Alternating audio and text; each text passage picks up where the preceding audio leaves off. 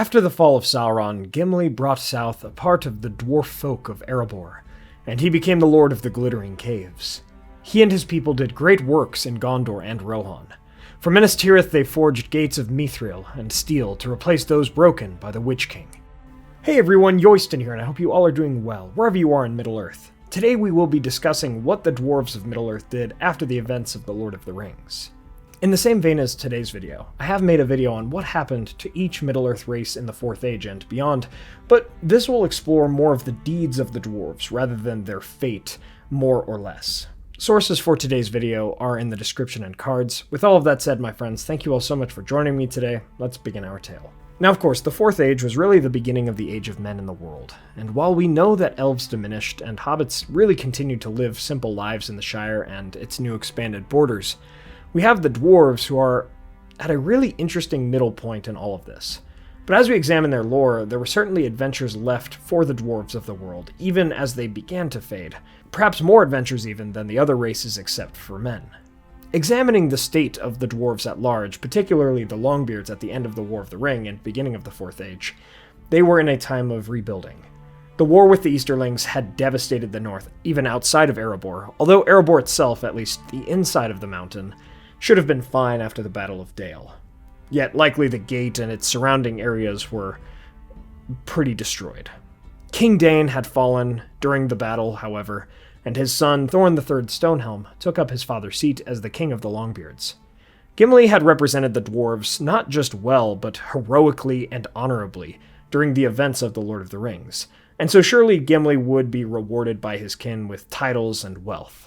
This would serve him well, as Gimli would continue to be a connection between his people and the rest of the world until his sailing west. Symbolically, the three hairs of Galadriel, cemented in the finest crystal available to Gimli, served as a token of friendship between the mountain and the woods, as he himself did. He would be the dwarven connection to all peoples. For instance, he would see his dwarven kin fashion a new mithril-infused gate for Aragorn's city, Minas Tirith, to replace the gate that had been destroyed by the Witch King during the Battle of the Pelennor Fields. He would also return to Rohan, to Erkenbrand's home of Helm's Deep, and forge a new neighborly alliance with these men, starting a colony within the Glittering Caves and becoming its lord, well after he had shown Legolas the caves and gone with him through the forest of Fangorn. Beyond this, Gimli was most certainly the best envoy to send to elves of any land, but especially those that came to dwell with Legolas in Ithilien, the men of any land, and hobbits, should the dwarves ever have a need to communicate with them.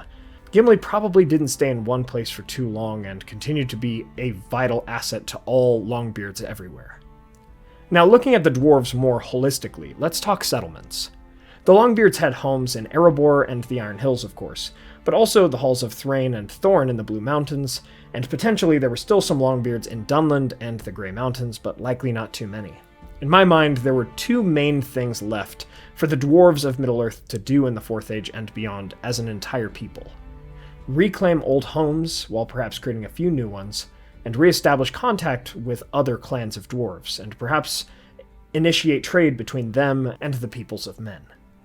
Let's start with that last one first. It may have been the role of the dwarves to bring further wealth and prosperity into the Age of Men as well, and this would of course be through trade. Concerning the clans of the dwarves, the Broadbeams and Firebeards were still maybe somewhat distinct from the Longbeards in some unknown ways, but it may also be that those two clans just became one large clan with the Longbeards under the Longbeard name, since the Firebeards and Broadbeams went to Khazad-dum after the end of Beleriand and their homes of Nogrod and Belegost at the end of the First Age. This would mean that besides the Longbeards there were four other clans, the Iron Fists, Stiffbeards, Blacklocks, and Stonefoots, who were still theoretically living in and operating their mountain homes in other parts of Middle-earth as well. And I imagine that these four clans would re-establish ties with their kin, the Longbeards in northwest Middle-earth, in the age after Sauron, if they were not already in relative contact, which, to be fair, the dwarves may have been in some contact if all seven clans did reunite to fight the orcs in the War of the Dwarves and Orcs in the later part of the Third Age.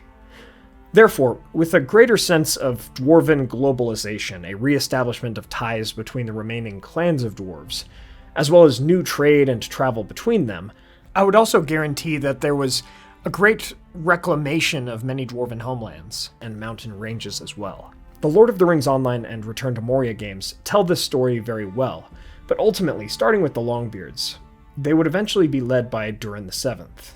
Based on the information available to me, Durin the Seventh would, at the earliest, according to some sources, be the son of Thorin III Stonehelm, but other sources make it seem that, while it is likely that Durin the Last would be a descendant of Thorin, not his direct son, so later in the age. Either way, eventually, after Gimli left with Legolas for the Uttermost West, Durin the Last would return, and with the memories of the previous Durins, if the lore within the Peoples of Middle-earth book is to be believed, reclaim Khazad-dum, which Durin the Deathless had founded, and Durin the Sixth had lost to the Balrog Durin's Bane. And more likely than not, Khazad-dum would become the capital once more of the Longbeards, instead of Erebor. Along with this, as the Lord of the Rings Online suggests, it is probable that some dwarves would even venture back into the Grey Mountains north of Erebor to establish or re-establish halls there and take it back from the cold drakes of the north, nullifying that problem from the north. Now, concerning Gundabad, that would almost certainly become controlled by the dwarves again as a holy site of Durin's first awakening.